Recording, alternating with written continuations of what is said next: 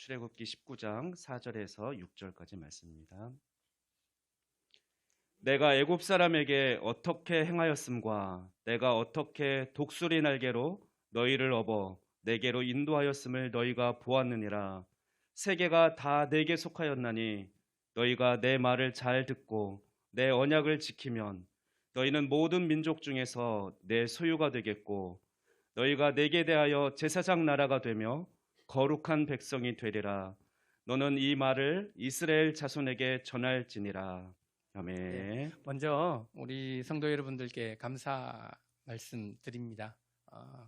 우리 작동교회에서 저를 또 저희 가정을 후원해 주시고 저희들이 미얀마 선교를 할 수 있도록 늘 기도해 주시고 그렇게 협력해 주셔서 제가 이제 19년 정도 됐거든요. 19년째 되는데 이제 사역을 지금 이렇게 계속 잘 할 수 있었습니다. 간단하게 제가 그 파일을 혹시 받으셨는지 모르겠는데 카톡 방에 있답니다. 네. 거기 보면은요, 제가 그 한 사역 나눔을 좀 이렇게 해놨거든요. 한번 같이 보시면서 제가 어떤 사역을 했는지 이렇게 한번 살펴보았으면 좋겠습니다. 저는 그 19년 동안 팀 사역을 했습니다. 6가정이 선교사님 6가정이 함께 힘을 모아서 이렇게 사역을 했습니다. 19년 동안 정말 제게 가장 제 삶에 소중한 것이 있다면 같이 사역하는 이런 팀 사역자들일 것입니다. 이 교회도 이렇게 함께 섬기는 사역자들이 있으신데요. 저희들도 19년 동안 이제 6가정이 함께 힘을 합쳐서 교회를 세워나가고 또 신학교를 하고 여러 가지 사역들을 했거든요. 선교지에서 이제 팀 사역이 많이 힘들다고 하시는데 그런데 저희들이 19년 동안 크게 어려움 없이 사이좋게 서로 사랑하면서 이렇게 사역을 잘 했습니다. 저희들 그렇게 한 데는 되게 좀 그 마음속에 너무 한국 선교사님들은 협력도 잘 못하고 또 팀 사역은 말은 쉽지만 되게 말은 좋지만 쉬운 게 아니다. 뭐 그런 이야기들을 많이 했는데 그래서 저희들이 한번 도전해보고 싶은 마음이 있었고 하나님을 의지하면 우리가 이 모든 것들을 할 수 있다라는 생각이 들어서 팀 사역을 고집했어요. 그래서 지금까지 하고 있고요. 앞으로도 계속 팀 사역으로 하려고 합니다. 이렇게 사역을 그 다음 페이지를 좀 보시면은요, 저희들이 미얀마 이주 근로자들 사역을 했다 이렇게 표현이 되어 있습니다. 태국 내 미얀마 이주 근로자.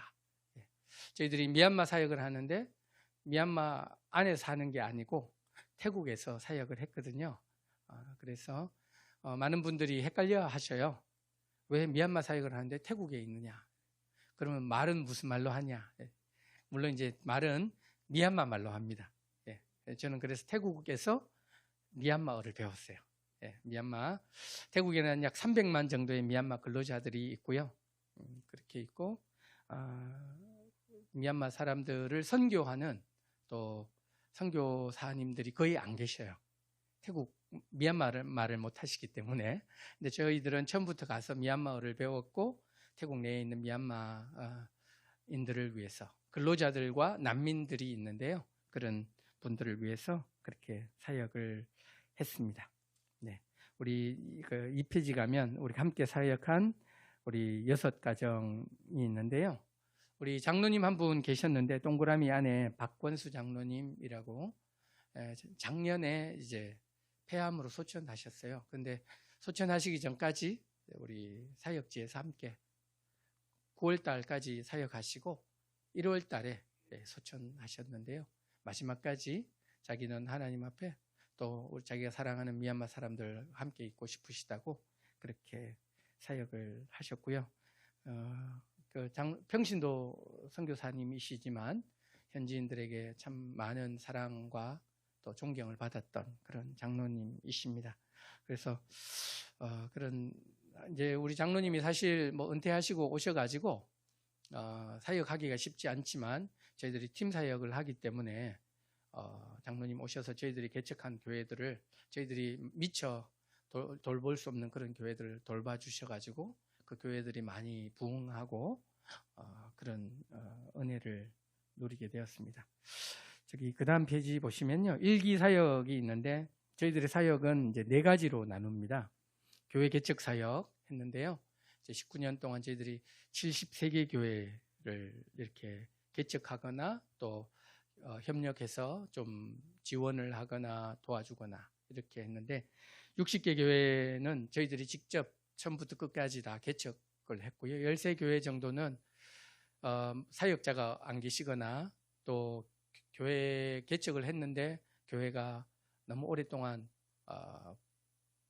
너무 약하고 힘들게 있거나 이런 교회들을 저희들이 보고 도움이 필요할 것 같아서 이제 같이 사역자랑 의논해서 또 때로는 사역자를 보내기도 하고 그렇게 해서 교회를 세웠습니다. 그래서 60개 교회를 온전히 저희들이 개척을 할 수 있었던 것도 저 혼자 하는 게 아니고 6가정이 같이 하니까 그렇게 가능했던 것 같습니다. 어떤 분은 설교를 잘 하시는 분이 있고 어떤 분은 상담을 잘 하시는 분이 있고 어떤 분은 또 찬양을 잘 하시는 분이 있고 또 어떤 우리 사모님들은 또 요리를 또 잘하는 분이 있고 우리 선교사님들이 그래서 각양각색 은사를 따라서 교회들을 섬겨요. 그래서 보통 한국교회 성도님들 오시면 저희들이 이제 여러 교회를 다니잖아요. 다니면 선교사님 교회는 어느 거예요? 이렇게 물어요. 보통 이제 선교사님들이 팀 사역을 해도 이 교회는 A 선교사님이 맡고 저 교회는 B 선교사님이 맡고 또 저 교회는 C 선교사님이 맡고 이런 식으로 나누어서 목회를 하잖아요. 근데 저희들 팀 사역은 그렇게 하지 않고 지금 이제 73개 교회를 6명이 다 한꺼번에 같이 돌봅니다. 그래서 다 이렇게 어떤 때는 제가 여기 가고 어떤 때는 저기 가고 그래서 73개 교회를 계속 순회를 하거든요. 그래서 어떤 분은 뭐 열심히 가서 기도해 주시는 분도 있고 어떤 분은 또 이렇게 성경을 가르치시는 분이 있고 어떤 분은 설교 사역으로 열심히 하시는 분이 있고 그렇게 합니다. 2009년부터는요 신학교 사역을 했는데 이 신학교는 4년제 신학교고요.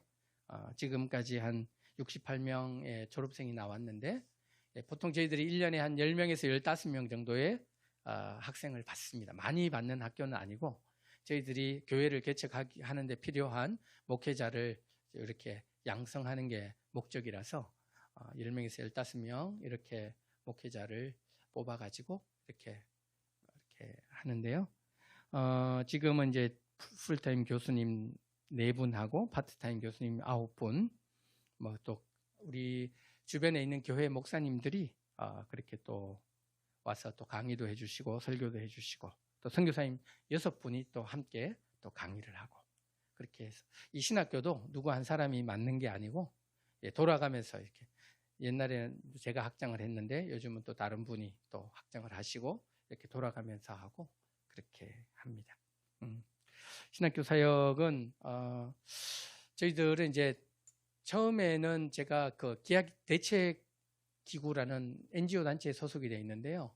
거기서 이제 좀 메소 지역이 난민 지역이에요. 그래서 미얀마 청년들, 청소년들이 되게 많이 있는데 이 아이들이 공부할 수 있는 기회가 없어가지고 특별히 크리스찬 청년들 가운데 공부할 수 있는 기회가 없어서 그런 청년들에게 공부할 수 있는 기회를 좀 줬으면 좋겠다 하는 취지에서 이제 신학교를 이제 시작을 했거든요. 그러다가 보니까 처음에는 이제 막 똑똑한 애들, 막 사명감이 투철한 애들 이런 학생들이 온 게 아니라 그냥 진짜 나는 공부한 건 없지만 성경을 배우고 싶고 또 믿음을 좀 더 키우고 싶고 이런 학생들을 받아서 그렇게 하고 있고요. 지금은 조금 상황이 달라졌어요.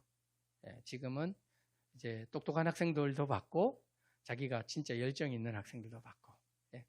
제 기억나는데 왔는데 초등학교 3학년까지밖에 안 다닌 거예요. 근데 이제 어떻게 소문을 듣고 왔어요. 야, 너는 너무 신학이라는 게 되게 어려운 건데 또 못한다 그랬더니 밖에서 울고 있는 거예요. 예, 우리 여자 자매였는데 너무 배우고 싶어서 울고 있었어. 그래 교수님들하고 의논을 했어요. 원래는 최소한 고등학교 1학년, 2학년 이 정도까지는 공부를 해야지 우리가 받아주는데 이 자매는 보니까 너무 마음이 아픈 거예요. 그래서 조건부 1년을 네가 잘해서 따라오면 계속 2학년, 3학년 진급할 수 있도록 해주겠다 하는 조건부로 그렇게 뽑았어요. 그렇게 뽑아서 한 학생들이 몇 명이 있는데 그 중에 한 명은 굉장히 큰 교회 담임 목사가 돼 있고요. 예, 또 이 자매는 목사님의 전사님 사모님이 돼 있어요. 예, 전사님 사모님이 돼서 잘 하더라고요. 옛날에 조금 못했더라도 정말 하나님께 간절히 구하고 기도하면 또 하나님께서 은혜를 주시는 것 같아요. 예, 우리가 옛날에 지혜가 없었더라도 오늘 우리가 하나님 앞에 소망을 가지고 간절히 구하면 하나님은 우리를 새롭게 하시고 또 우리를 세워주시고 회복시키시는 하나님이신 줄 믿습니다. 예, 그래서 지금 우리 역사가 그렇게 많지 않고 졸업생이 한 5해 정도 나왔는데요. 벌써 한 담임 사역자가 20명 이상이 나왔어요. 그래서 앞으로도 제가 이런 사역을 계속 잘 해 나가려고 그런 마음이 있고요. 처음에는 너무 힘들었는데 지금은 너무 많은 보람을 느낍니다.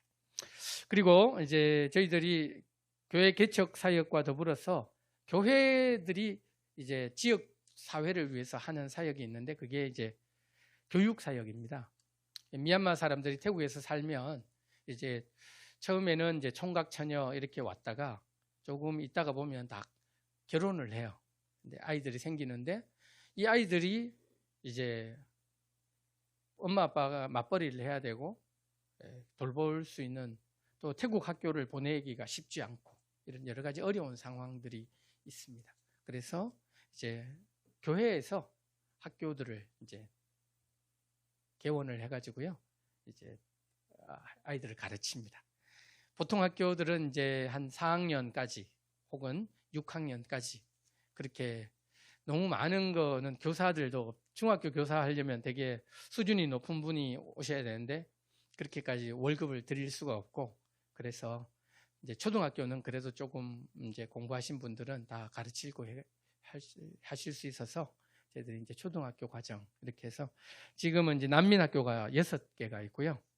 유치원 7개, 그다음에 뭐 아이들 이제 산골 마을에 있는 아이들이 산골 마을에는 중학교, 고등학교가 없잖아요.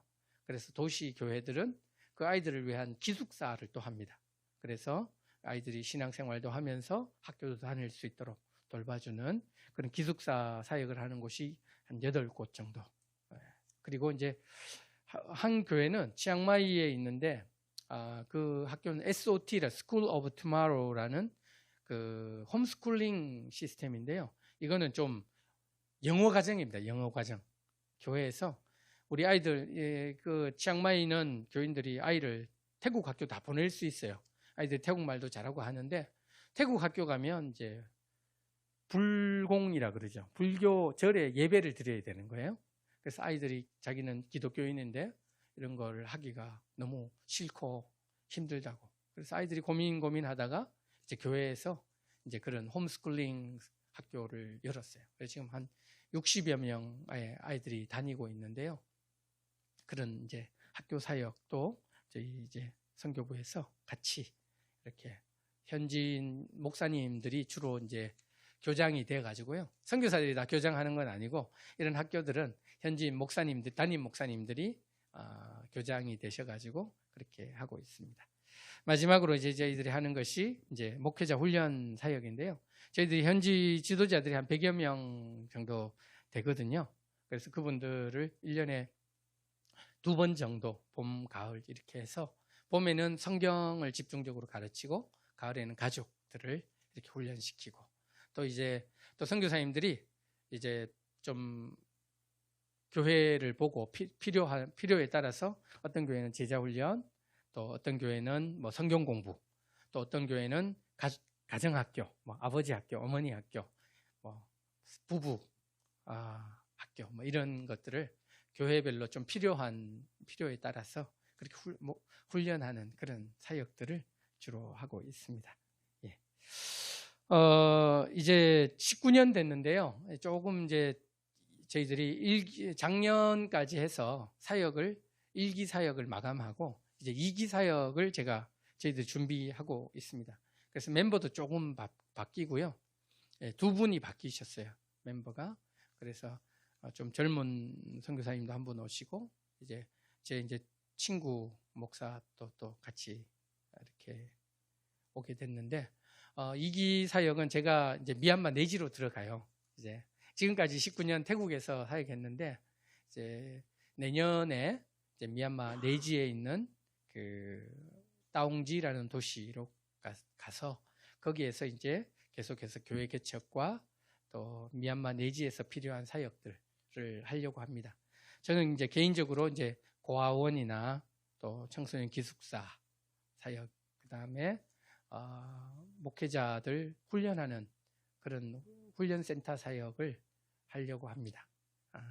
그래서 이제 우리 선교부가 2기 사역을 여러 가지로 준비했는데 뭐 새로운 선교, 우리 개척하는 교회들이 지금 이제 70여 개의 교회가요, 선교적 교회로 세워가자 이런 이제 목표를 세웠어요. 지금 어떤 교회는 한 8개 교회를 자기 이제 도터 처치를 개척한 교회들도 있고요. 어떤 교회는 3교회, 어떤 교회는 4교회. 벌써 저희들이 개척한 교회가 자기 이제 또 다른 교회를 개척하는 그런 이제 상황이 왔습니다. 그래서 모든 교회가 다 자기 이제 도터 처치를 낳을 수 있도록 세울 수 있도록 하는 것이 이제 2기 사역의 굉장히 중요한 것이고요. 또 한 가지는 이제 교회들이 많아지고 하다 보니까 훈련 컨텐츠가 많이 필요하더라고요. 교회들 이제 제자 훈련 시스템을 만들어 준다든지 아니면 셀 시스템을 만들어 준다든지 교회의 필요에 맞게 지역 사회를 섬기는 그런 복지 시스템을 만들어 준다든지, 또 지금 이제 교육 사역은 저희들이 굉장히 잘 하고 있거든요. 잘 하고 있어서 이제 그런 것들을 이제 교회에 필요한 것들을 구체적으로 좀 툴을 만들어주는 거를 2기 사역에 좀 하려고 하고요. 또 한 가지는 이제 요즘은 IT 시대잖아요. 지금도 이제 방송이 되고 있는데 모든 교회들이 이제 미얀마에는 아직 예수님 믿는 사람이 많이 없거든요. 교회가 없는 지역도 너무 많이 있고 그렇기 때문에 유튜브에다가 계속 어떤 복음적인 자료들, 미얀마어로 된 자료들을 만들어 가지고 이제 영상을 통해서도 친구한테 요거 한번 봐라 뭐 이렇게 해서 전도할 수 있는 그런 사역을 이렇게 하려고 준비 중에 있습니다. 그 밑에는 이제 저희들 교회 현황이 있는데요. 지역별로 교회가 4개로 이렇게 나누어졌어요. 4개 노회를 구성한 건데요. 73개 교회를 4개 노회로 나누어 가지고 그렇게 조직화하고 이제 총회를 만들어서 이제 앞으로 계속 미얀마 교회를 섬기고, 또 한 가지 의미 있는 것은 뭐 여러 가지가 있을 수 있겠지만 그 1번 개척한 교회에서 지금 내년쯤에 목표로는 중국 쪽으로 선교사를 파송하는 그런 일을 우리 선교부에서 하려고 제일 처음에 개척했던 그 1번 교회랑 같이 준비하고 있습니다. 그래서 선교사들이 다 할 수 있지만 저희들이 선교사가 주도하지 않고 현지 교회가 이것을 할 수 있도록 하고 선교사들은 이제 배후에서 좀 돕는 역할을 하는 것으로 그렇게 해서 좀 이제는 선교사를 파송하는 미얀마 교회가 될 수 있도록, 그래서 보통은 언어적으로는 그렇게 표현하거든요. 이제 미얀마 선교에서 선교 미얀마로 가자 이렇게 표현하는 것이 있습니다. 그래서 그렇게 되어 있고요. 2기 사역도 1기 사역을 바탕으로 해가지고 좀 더 활기 있게 해나가려고 열심히 기도하고 준비하고 있습니다. 예, 제 19년 동안 뭐 열심히 한 것 같죠. 예, 제가 이제 사역 소개를 이렇게 한 것은 뭐 되게 제가 짧은 시간에 사역을 다 소개할 수도 없고요. 그래서 간단한 수치 예, 그런 이야기 좀 그냥 열심히 했구나. 여러분들 기도하고 했는데 그 땅에 진짜 교회들이 세워지고 예, 하는구나. 특별히 그 교회는요, 제가 이제 교회 개척이 이제 정말 제일 포커스인데, 교회가 세워지면 그 지역이 바뀝니다. 그 지역에 하나님 나라가 임하고 예수 그리스도의 통치가 나타나고, 그래서 한 개인, 복음을 들은 개인들이 변화되고, 그 개인 때문에 가정들이 변화되고, 그 교회에 속한 성도들로 인해서, 그 교회로 인해서 지역 사회가 변화되는.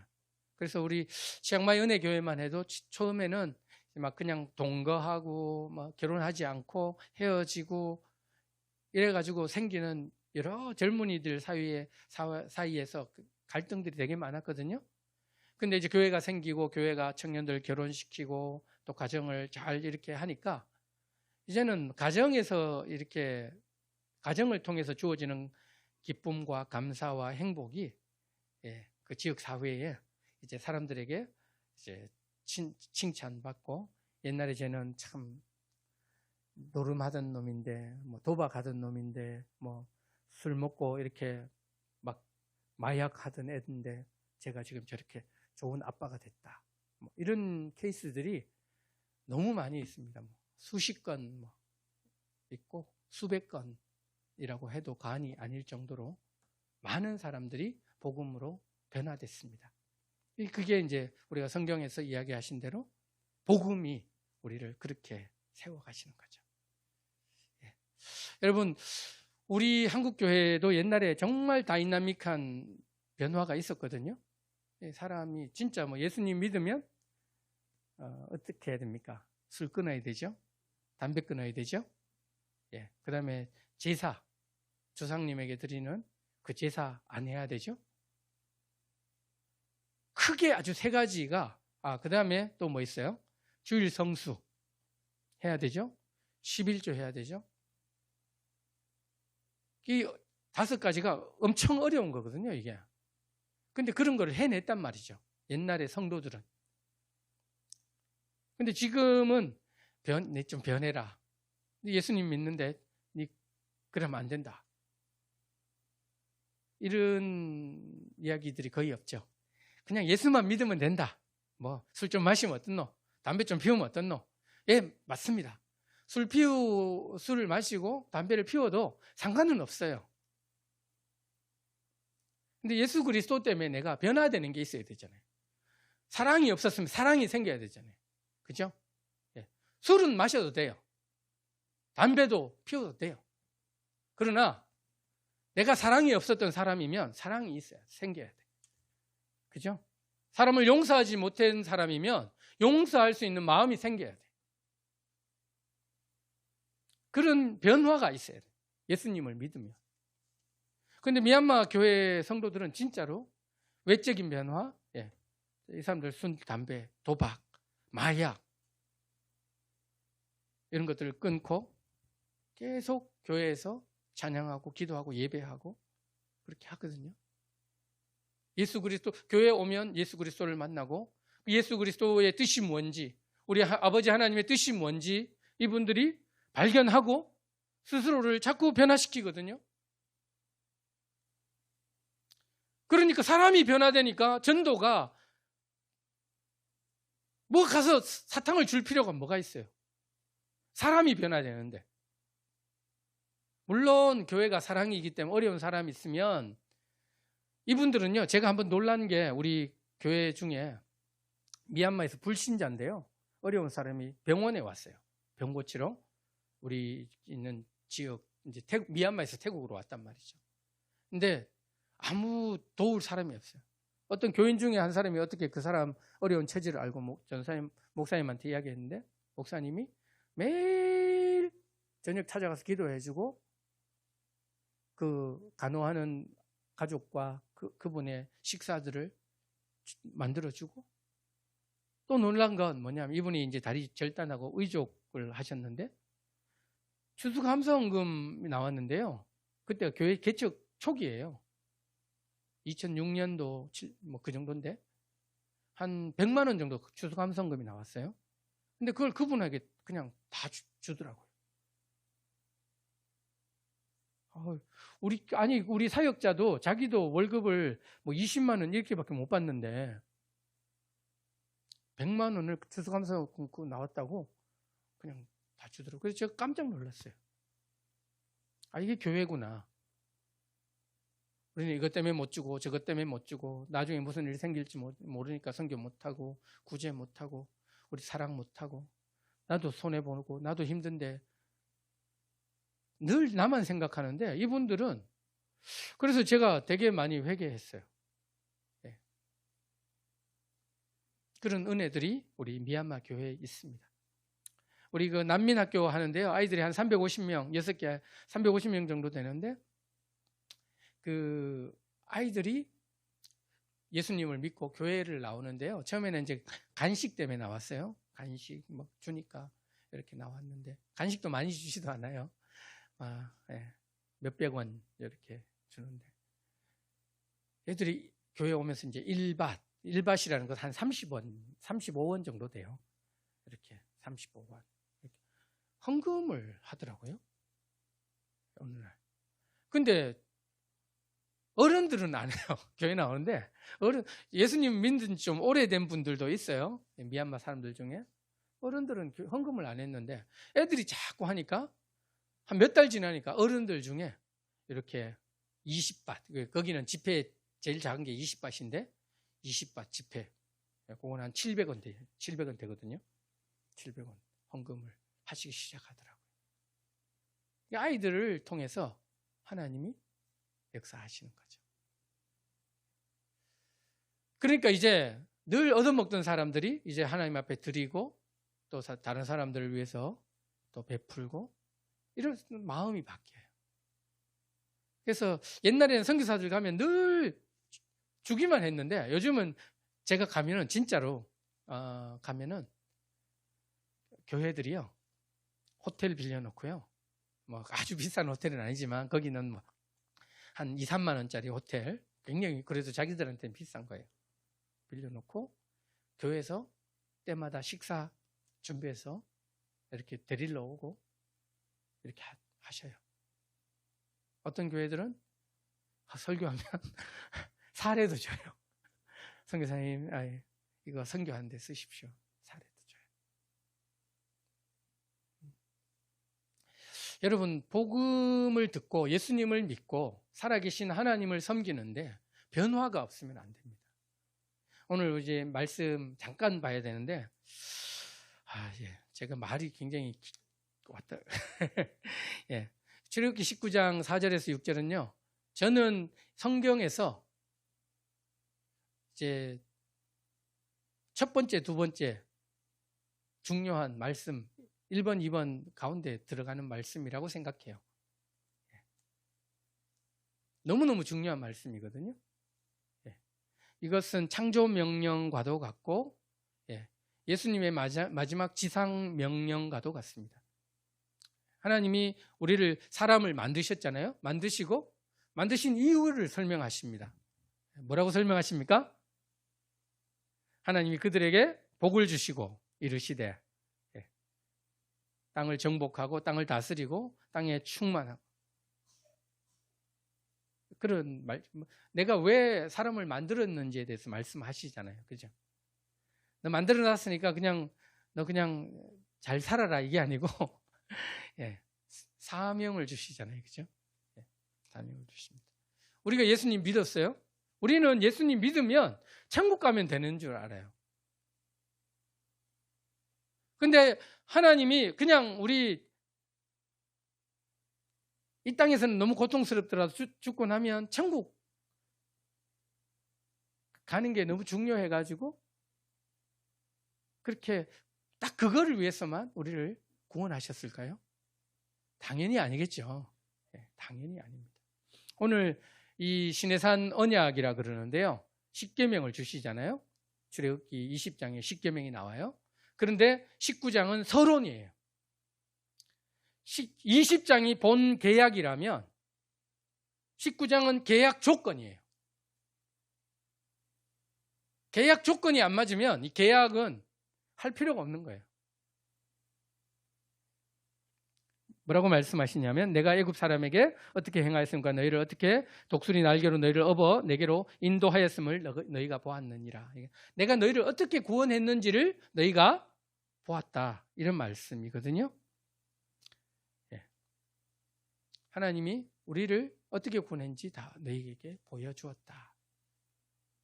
그러니까 내가 너희를 어떻게 구원했는지 너희들이 이제 보았으니까 나랑 계약할래 이런 거예요. 계약할래. 나를 믿고 계속 따라갈 수 있겠냐? 이제 지금까지는 내가 이끌어왔는데 지금부터는 계약으로 들어가는 거예요. 그러면서 하나님께서 세계가 다 내게 속하였나니 너희가 내 말을 잘 듣고 내 언약을 지키면 너희는 모든 민족 중에 내 소유가 되겠고 모든 민족 중에 내 하나님의 것 구별하시는 거죠. 그래서 이것을 거룩이라고 이야기를 하기도 합니다. 우리는 하나님 거여야 돼요. 예수 그리스도의 보혈의 피로 우리를 구원하셨는데 나 예수님 믿으니까 난 천국 갈 수 있어 이제. 이게 아니고 내가 예수님을 믿는 순간 소유권을 포기해야 되는 거예요. 내 인생은 내 게 아닙니다. 누구 겁니까? 하나님의 것입니다. 하나님의 소유가 돼야 되는 거예요. 이게 분명하지 않으니까 다 자기 건 줄 알아요. 성도들도 자기 뜻대로 써요. 자기 뜻대로 살아요. 하나님이 이스라엘 백성들 구원하시고 너희들은 이제 내 거다. 모든 민족들 가운데 내 거다. 동의하냐? 내 백성으로 살아갈래? 동의할 거냐 말 거냐? 이런 이야기를 하시는 거예요.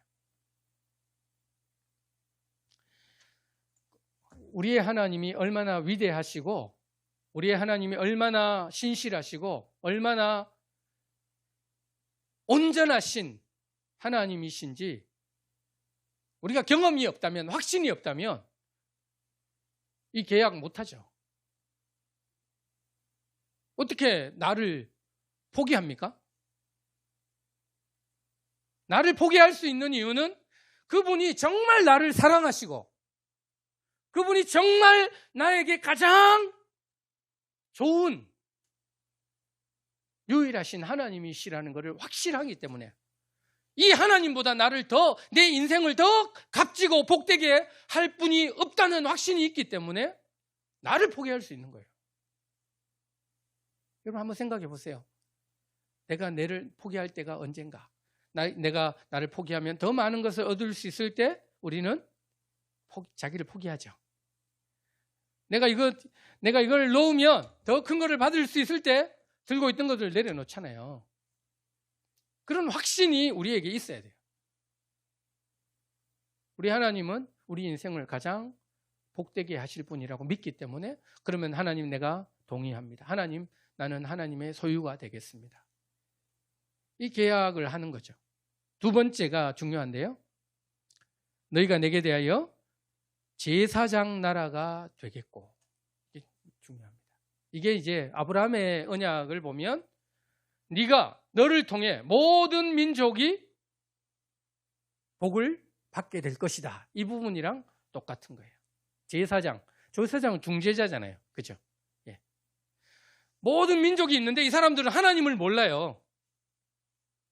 하나님 여기 계신데 이 사람들이 하나님께 올 방법이 없어요. 그래서 하나님은 이스라엘을 택해가지고 이 사람들이 하나님께로 올 수 있는 빛을 비춰주는 거예요. 이리 가면 돼. 이스라엘을 따라가면 하나님께로 갈 수 있어. 구약시대에 그게 이제. 그래서 하나님은 이스라엘을 향해서 너희는 이방의 빛이다. 그렇게 이사야서에 말씀하셨죠. 너희는 이방의 빛이다. 이방들이 너희를 보고 내게로 올 것이다. 그래서 일어나서 너희는 빛을 발해라. 빛을 왜 발할까요? 나 잘났다는 걸 드러내기 위해서? 다른 사람들이 어둡다는 걸 드러내기 위해서? 아니에요. 나를 보고 빛 가운데로 오라는 거예요. 나를 보고 예수님을 믿으라는 거예요. 나를 보고 하나님을 섬기라는 거예요. 하나님이 나를 증인 삼으셨어요. 사람들이 네가 사는 걸 보면 나를 예배하게 될 거야. 나를 믿게 될 거야. 그게 증인이죠. 그게 제사장 나라거든요. 그런데 범위가 있어요. 범위가 그냥 우리 식구들, 우리 식구들 구원하기도 참 힘들긴 하죠. 너무 우리나라, 우리가 민족주의가 강하다 그러잖아요. 대한민국이. 저도 그랬거든요. 진짜 저는 이제 민족주의자 비슷하게 조국과 민족을 위해서 하나님 나를 사용해 주십시오. 이런 기도를 제가 13살 때 했던 사람입니다. 제가. 조국과 민족을 위해서. 이거 왜냐하면 학교에서 나라와 민족의 무궁한 발전을 위하여 막 그걸 맨날 하니까 기도할 때도 아버지 하나님이 조국과 민족을 위해서 제 인생을 사용해 주십시오. 그때는 저는 세계를 보지를 못했어요. 물론 우리나라가 워낙 못 살아서 그렇기도 했지만. 근데 하나님은 성경을 보면요. 모든 민족이 너를 통해서 나를 보게 될 것이다. 하나님은 항상 땅끝을 말씀하셨어요. 아브라함 한 명 부르는데 너를 통해 뭐예요? 누가 복을 받아요? 네 아들들이 복을 받을 것이다. 내 사촌들이 복을 받을 게 아니고 all nation, 모든 민족이 너를 통해 복을 받게 될 거야. Some nation 아니에요. Some nation 아니고 all nation. 모든 민족이. 거기 미얀마도 들어가고 인도도 들어가고. 미얀마만 고집 우리는 미얀마 선교만 할 거야.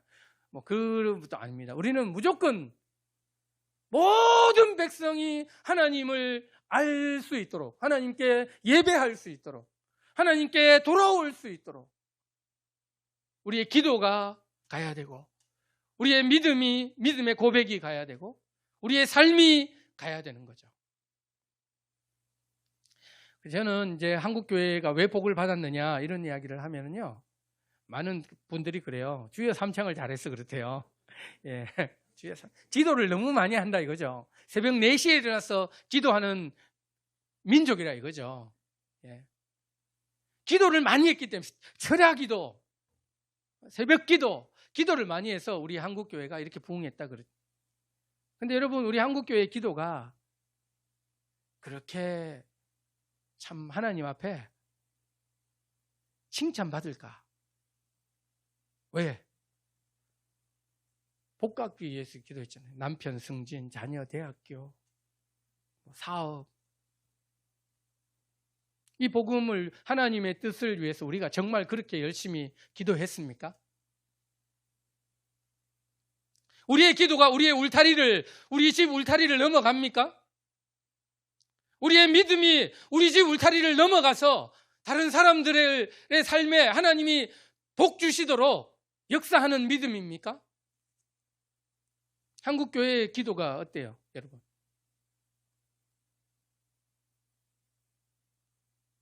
땅끝을 향하고 있냐 이거예요. 땅끝을. 우리의 기도가. 그렇지 않다면 그렇게 하나님이 기뻐하시지 않아요. 왜요? 이스라엘 백성들이 자기들 선민이라고 자랑했잖아요. 우린 선민이야. chosen people. 하나님께서 우리를 선택하셨어. 예루살렘 성전을 멋있게 지어놓고 다 거기 모여가지고 예배하고 떠나지를 않아요. 근데 이 제사장 나라인데 모든 열방이 이스라엘을 보고 하나님께로 가야 되는데 이 이스라엘이 열방으로 가지를 않아요. 제사장 나라의 직분을 망각한 거예요. 그러니까 어떻게 해요? 나라가 망했죠. 여러분, 이스라엘이 망한 이유 중에 죄를 많이, 예배가 마음을 다하지 않고, 맞습니다. 거짓과 또 불법과 이런 행위가 잘못된 것도 맞아요. 거룩한 나라로서, 이게 출애굽기 19장에 나온 거룩한 백성으로서의 삶을 살지 않은 것, 이것도 맞아요. 근데 더 중요한 게 이스라엘을 통해서 모든 민족이 복을 받아야 되는데 자기들만 복 받고 있는 거예요. 자기들만 예배하고 있는 거예요. 하나님의 마음은 땅끝에 가 있는데 얘들이 빨리 가서 쟤들을 구원해야 되는데 안 가요. 그러니까 이스라엘 나라를 팍 망하게 하고 예루살렘 성전을 막 그 멋진 거를 그냥 하나님은 아깝지도 않으신가 봐요. 그냥 무너뜨리셨어요. 하나님이 원하는 성전이 그게 아니죠, 원래. 진짜. 예루살렘 성전이 진짜 하나님이 원하는 게 아니에요. 하나님이 진짜 원하시는 성전은 뭐냐? 온 땅에 있는 사람들이 하나님을 알고 예수 그리스도를 통해서 자기 마음에 예수 그리스도를 영접함으로 그들 마음에 세워지는 성전. 그게 진짜 하나님이 원하시는 성전이에요. 근데 예루살렘에 모여가지고 딱 멋있게 건물 지어놓고 안 가요. 그러니까 하나님이 없애버렸어요. 다시 세웠죠? 또 어떻게 돼요? 또 무너뜨려요. 성전은 굉장히 중요해요. 왜냐하면 성도에게 있어서 하나님의 자리, 하나님께 드려야 될 자리, 그게 성전이거든요. 성전은 굉장히 중요한데 건물이 되어가지고 한 곳에 모여 있으면 그건 하나님 싫어하시는 거예요. 시간이 너무 지나가지고 제가 너무 많이 이야기하면 안 되고요. 제가 빨리 5분 안에 정리를 해보겠습니다. 한국교회가 복을 받은 이유는 한국교회가 선교하는 교회예요. 여러분, 아프리카 교회는요, 선교의 역사가 엄청 길어요. 400년 이렇게 복음이 들어간 지. 그러나 아프리카 교회는 늘 받기만 해요. 뭐 멀리 갈 필요 없이 일본, 우리보다 훨씬 복음이 먼저 들어왔죠. 거기는 말씀과 어떤 그 신학도 아주 좋아요. 근데 일본 교회가 선교를 했나요? 한국에? 선교 안 했죠. 중국에 뭐 얼마나 유명한 선교사들이 많습니까? 그죠? 허드슨 테일러, 내지 선교, 페이스 미션, 중국을 선교했어요. 한국보다 훨씬 선교를 빨리 했어요. 선교 복음이 빨리 들어갔어요. 중국 교회 선교했습니까? 안 했죠. 여러분, 이런 게 굉장히 중요한 거예요. 필리핀, 미얀마 마찬가지예요. 인도 복음이 얼마나 빨리 들어갔는지 몰라요. 선교를 안 했어요. 근데 이 세상에 제일 가난한 나라, 못 사는 나라 대한민국에 복음이 들어왔는데 이 사람들은 이상한 사람들이에요. 여러분 아시다시피 1984년에 복음이 들어왔죠. 근데 선교사를 불과 10여 년 지난 1905년 한 20년 정도 그 어간에 선교사를 파송하기 시작합니다. 제주도, 그 다음에 일본, 그 다음에 시베리아, 그 다음에 저 소련 어디죠? 저기 그 한국이랑 붙어 있는 소련 있잖아요. 그쪽, 중국의 산둥 이런 지역에 선교사를 파송해요. 한국교회가 그런 교회입니다, 여러분. 1934년에 방지일 목사님을 중국으로 파송해요. 얼마 전까지 살아계셨어요. 방지일 목사님, 영등포교회 담임하셨던 분이에요. 그분 34년에 선교사 파송 받아서 중국에서 사역하셨던 분입니다. 34년이면 언제예요? 일제치하였죠. 일제치하. 우리가 뭐가 있습니까? 그러니까 한국은 돈으로 선교한 나라가 아니에요. 진짜 하나님을 사랑하고 이 복음의 능력을 믿고 이 복음을 사람들이 들으면 변화될 거라고 믿고 그냥 아무것도 없이 간 거예요. 한국이 그런 선교 국가입니다. 전쟁 후에 1950년에 전쟁이 있었나요? 53년에 끝났죠? 우리가 선교사를 전쟁 후에 몇 년에 혹시 보낸지 아시는 분 계세요? 1956년에 보냈어요. 전쟁 끝나고 3년 후에. 어디로? 태국으로. 최찬영 선교사님을 보냅니다. 1956년에 우리나라에 먹을 게 뭐가 있어요? 세상에서 진짜 UN 통계 꼴찌, GNP 꼴찌 국가가 선교사를 파송해요. 여러분 상상이 되세요? 1957년에 김영진 선교사님을 대만으로 파송을 합니다. 고신교단에서. 한국교회가 이런 교회예요, 여러분. 그래서 한국교회가 왜 부흥했냐? 저는 감히 말씀을 드리는데 한국교회는 선교하는, 복음을 전하는 교회였기 때문에 하나님께서 한국교회를 축복하셨다. 얼마나 힘든 어려운 고비들이 많았어요, 우리나라에. 우리나라가 뭐 자원이 있습니까? 가난한 뭘 아무것도 없는데 어떻게 이렇게 할 수 있어요? 뭐라도 있어야지. 그죠? 지식이라도 없으면 힘이라도 있든가, 힘과 지식이 없으면 돈이라도 있든가, 뭔가 있어야지 뭐가 우리는 힘도 없고 뭐 지식도 없고 돈도 없는데 어떻게 한국이 이렇게 잘 살게 됐을까요? IMF 그런 위기들, IMF 위기 속에서도 한국교회는 우리 선교사님들 고생할까 봐 우리 나라가 망할지 안 망할지도 모르는데 선교비 그 달러가 막 1,100원 하던 게 1,800원 되니까 이거 선교사님들 밥 굶으면 안 된다고. 예. 1,100원 하던 게 1,800원 되면요 100만 원 생활비가 60만 원 되는 거예요. 60만 원으로 살아야 되는 거예요. 한국에서는 똑같이 살아도, 똑같이 보내도. 근데 그거 맞춰서 주려고 애쓴 교회가 한국교회거든요. 여러분, 우리는 제사장 나라로서 정말 한국교회가 잘 해왔습니다. 지금도 여러분 잘하고 계신 것 같습니다. 그러나 우리가 요즘 들어서 여전히 우리의 마음, 우리의 신앙, 우리의 믿음이 우리 집의 울타리를 넘지 못하는, 안 넘어가려고 하는 그런 것들. 또 뭐 어떤 목사님들은 말씀하시더라고요. 교회가 힘들면 제일 먼저 줄이는 게 선교비다. 뭐 그런 이야기도 하시고. 근데 말은 그런데 실제로는 안 그랬던 것 같아요. 코로나 되고 다들 너무 힘들었어요. 그죠?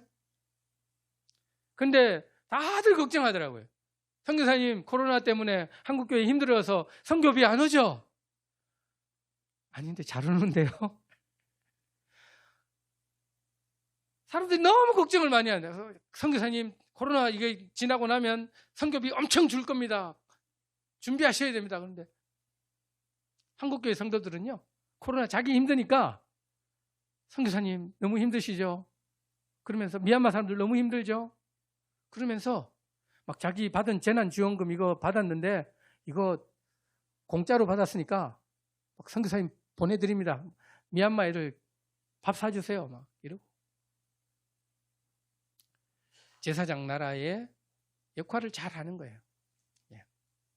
요한계시록 5장 11절 말씀인데요. 제가 읽고 마칠게요.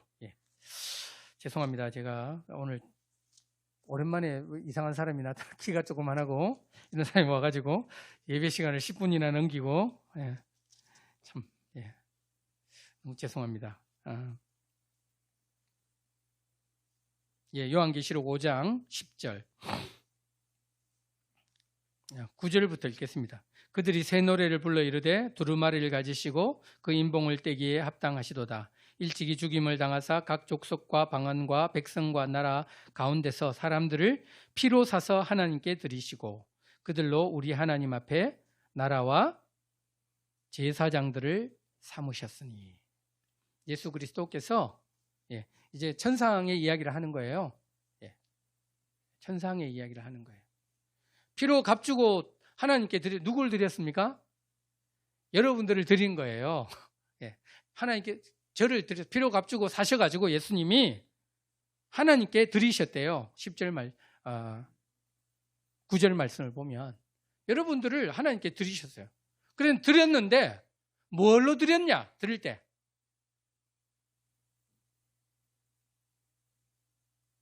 하나님 앞에서 나라와 제사장으로 드렸다. 이렇게 이야기를 하고 있습니다. 나라와 제사장으로. 이게 출애굽기 19장의 이야기가 계시록에 그대로 이어지는 거예요. 여러분. 구약 이야기 하지 말라 하실 수가 없어요. 저를 19년 동안 잘 또 협력해 주시고 후원해 주셔서 너무 감사하고요. 이제 여러분들의 생명이 다하는 동안 또 제 생명이 다하는 동안 하나님께서 우리를 부르시는 그날까지 우리가 나는 몰라 나는 그냥 죽어서 예수님 믿고 천국만 가면 돼. 그렇게 하시지 마시고요. 하나님 나를 하나님의 소유 삼으시고 제사장 나라 삼으시고 거룩한 백성 삼으셔서 감사합니다. 내가 동의합니다. 내가 약속하겠습니다. 그 십자가 보혈의 피가 나를 모든 죄와 사망과 사탄의 권세, 모든 사망의 권세, 저주들로부터 자유케 하시고 온전한 하나님의 백성 삼으신 줄 믿고 그 하나님이 참 구원자, 우리의 참 유일하신 아버지 하나님이신 줄 믿고 하나님이 요구하시는 이 계약서에 나도 사인하고 동의하고 살겠습니다. 여러분 이렇게 결단하시고요. 여러분의 삶을 통해서 여러분이 살아가는 그 모습을 하나님이 사용하실 때 나는 모르지만 주변에 있는 사람들이 저 예수 믿는 저분, 저 하나님께 예배하는 김 집사님, 박 집사님, 최 권사님 저분들이 믿는 하나님은 살아계시고 참 이 세상의 주인이신 하나님이시다 라는 것들이 드러나게 될 것입니다. 이것이 하나님이 저와 여러분에게 주신 사명이고요. 이런 삶이 우리 지역에만 머물러 있는 것이 아니라 항상 땅끝까지 하나님 나를 통해서 모든 민족이 복을 받는 제사장 나라 되게 해주십시오. 그래서 정말 열방을 살리는 우리 작동교회 될 수 있기를 주님의 이름으로 축복합니다.